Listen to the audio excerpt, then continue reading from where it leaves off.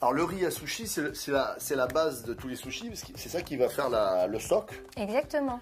Et s'il est raté?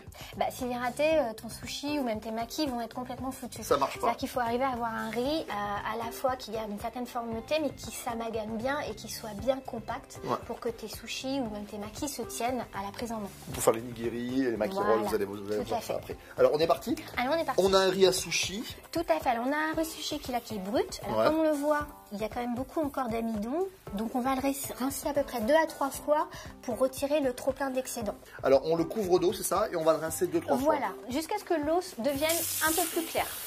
Donc vous le remuez délicatement. D'accord. Pour que justement, de toute façon, on voit bien l'amidon qui est entre eux, qui est en train de partir. Donc on le remue légèrement et on va l'égoutter et on va procéder à on va reprendre l'opération 2-3 fois. D'accord, en fait on enlève l'amidon de surface. L'excédent, voilà. Ok, alors là je le rince et je recommence. Voilà, alors la deuxième passage, donc pareil.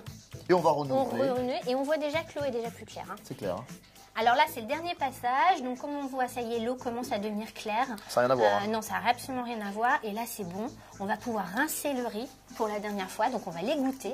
Et là, par contre, ce qui est important, c'est de laisser égoutter le riz à peu près une dizaine de minutes pour que toute la surcharge en eau s'en aille. Alors, ça y est, c'est bon. Notre riz est bien égoutté. Donc, on l'a laissé s'égoutter 10 minutes. Donc, effectivement, tu vois, il y a un petit surplus encore blanc, en bas et encore un peu blanc. Alors là, je mets tout mon riz. On tapote bien pour que les grains ne se perdent pas. Là, on n'a pas fait chauffer encore. Hein. Non, rien du tout. On n'a pas encore lancé. Donc maintenant, on va rajouter l'eau. Donc il faut savoir que de toute façon, c'est très simple. Pour un volume de riz, tu mets 1,3 volume d'eau. D'accord. Un volume de riz, 1,3 volume d'eau. Voilà. D'accord. Alors là, il faut que ça couvre largement. Voilà, donc là, il faut que ça couvre largement. Et ce qu'on va mettre, donc notre feu, donc toujours à feu moyen. C'est-à-dire que... pas fort. Non, pas fort. D'accord. Pas fort. C'est-à-dire qu'il faut porter le riz à ébullition. Donc là, on a ébullition. Alors ça y est, on a les premiers bouillons. Hein, on vérifie. Pas qu'il y ait de... Non, exactement. Qu'il n'y ait pas de petits grumeaux qui se fassent. Donc là, on va baisser le feu. On va mettre le feu à feu moyen. Et ce qu'on va faire... C'est ça que tu appelles un feu moyen, là? Voilà, feu moyen. C'est-à-dire que c'est un petit bouillon, pas trop violent. Voilà. Ok.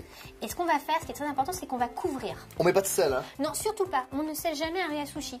D'accord. On ne sale jamais un riz à sushi. Ah, d'accord. Voilà. On ne sale jamais un riz à sushi. Hop. Voilà. Alors, ce qui est important aussi, c'est que là, on va couvrir, on va laisser cuire pendant 12 minutes. Et pendant ces 12 minutes, je sais que ça va être dur, mais il faut surtout pas enlever le couvercle. N'ayez pas peur. Voilà. N'ayez pas peur, il n'y a aucun problème. Comme vous êtes à feu moyen, le riz ne va pas attacher, le riz ne va pas, cramer. Hein. Donc là... Voilà, donc là notre riz est prêt, ça fait 12 minutes, il est impeccable. Et donc ce qu'on va faire, c'est qu'on va remettre le couvercle et on va laisser reposer hors du feu pendant une dizaine de minutes. Pendant que le riz à sushi est cuit, il repose hors du feu pendant 5 à 10 minutes. Et maintenant, on va faire le fameux assaisonnement. Voilà, on va préparer le vinaigre de riz à sushi. C'est une base donc de vinaigre de riz et de sucre. C'est tout. Voilà. Pas de sel, hein? Non, pas du tout, pas de sel. Donc ce qu'on va faire, c'est qu'on on ajoute pas mal de sucre. Une bonne part de sucre. On va faire dissoudre le sucre dans le vinaigre. Et une fois que le sucre est bien dissous, le vinaigre du sushi. On ne fait pas bouillir. Non, pas frémissement. trop. Voilà, frémissement, pas plus. Faut vraiment, en fait, faut dissoudre le sucre. Le but n'est pas de faire bouillir le vinaigre. Ouais, c'est pas une évaporation. Non, voilà. D'accord. Je stoppe le feu. Voilà, tu stoppes. Comme on peut le voir, tout est fondu. Ah, vous avez vu, c'est nickel. Hein. Notre riz, ça fait 10 minutes. Voilà, ça fait 10 minutes. Est-ce qu'il est bien là? Alors, on va regarder, justement, on va vérifier. Là, il m'a l'air parfait. Ah, il est encore chaud. Hein. Voilà, on le transvase. Dans un saladier, le plus plat possible. Oui, le plus plat possible en fait, pour que justement le riz refroidisse correctement. Là, est-ce qu'il est bien? Il colle un petit peu là? Voilà, il commence déjà un petit peu à coller au doigt. Donc ça se voit, et même à la cuillère. Alors ce qu'on va faire, c'est que c'est vraiment la méthode japonaise.